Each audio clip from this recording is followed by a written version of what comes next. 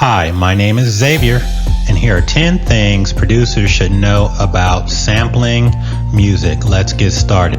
Number 1, what's considered to be a sample?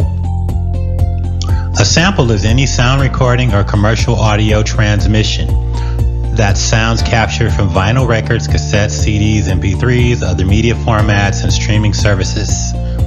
That includes sounds captured from movies, television shows, and even radio broadcasts. And video game music counts too, so don't overlook this very important and significant genre of the modern day. Number 2, what's the evolution of sampling? Sampling started in 1940s with tape loops. Basically, they had this machine that would have several little loops of audio tape that they would capture sounds on in some way to designate which tape played when. And that was the old way of sampling, and it didn't really change much until the 70s when they got electronic devices such as the EMU drum machine line or the Akai MPC. One of the famous EMU machines is the SP1200. And if you think about hip-hop music, it started with a crude form of sampling via the DJs and the 2 turntables. And nowadays, all the major digital audio workstations have the ability to work with digital samples, which is WAV, MP3, AIFF formats, and others. So number 3, what's the big deal over sampling? The copyright owner of the sound recording can sue for your unlicensed use of a sample. And you or your record label can be sued for money damages or even be ordered to stop selling or distributing your music. Bummer. At the end of the day, you didn't create the sound, so it's not yours to distribute without permission. Number 4, are there exceptions to laws about sampling? Yes. So there are exceptions under what's called the fair use doctrine. You can use a sample for educational purposes, so you're teaching a course and you want to make a reference to a sound recording, that's just fine. To comment upon, criticize, or review the sample material. To parody the sample material. And for fair use, you must not use a substantial amount of the sample material. So if you have a 3-minute recording and you're using like a whole minute of the recording, that's not a fair use. And the other exception I'll mention is live shows, because the venue owner pays a blanket license fee to the performing rights organization for you using that recording. Number 5, is it okay to use very short samples? Don't do it.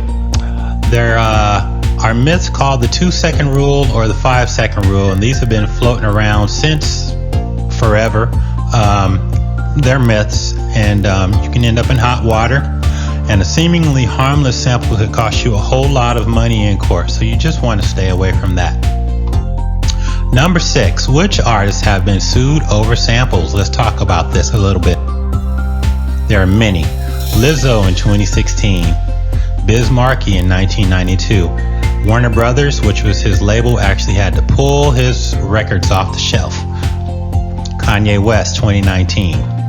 Drake 2017. A lot of rappers, but it's not limited to rappers. Vanilla Ice 1990. The Verve in 1999. Bauer in 2012. Jay-Z 99. The Jams in 1987. Mars 1987. 2 Live Crew 1989. Shut Up and Dance 1992. And recent, Lil Nas X 2019. So number 7, but I want to use samples. So how? If you can avoid it, just don't use samples. Just don't. You can pay musicians to re-record the music. You still need permission from the music publisher. And you can get the sample cleared, which means obtaining appropriate licensing, and we'll talk about that in the next slide. Number 8, how do I clear samples? Contact the copyright owner of the song, i.e. the musical notes. I'll explain this in a second. Contact the copyright owner of the recording, which is different than the copyright owner of the song. This is confusing. Do a little more research. I won't explain it all here. You need both of these though. Number 9, what if I can't contact the copyright owners?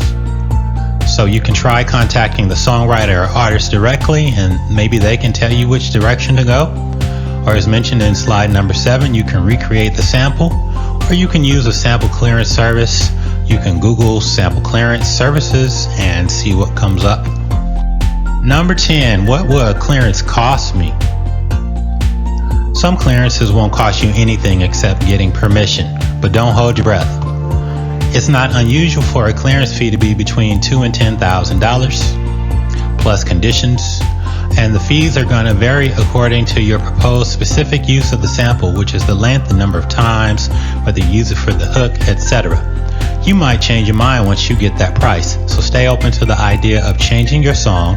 You won't be the first person this has happened to, or the last. That's it, guys.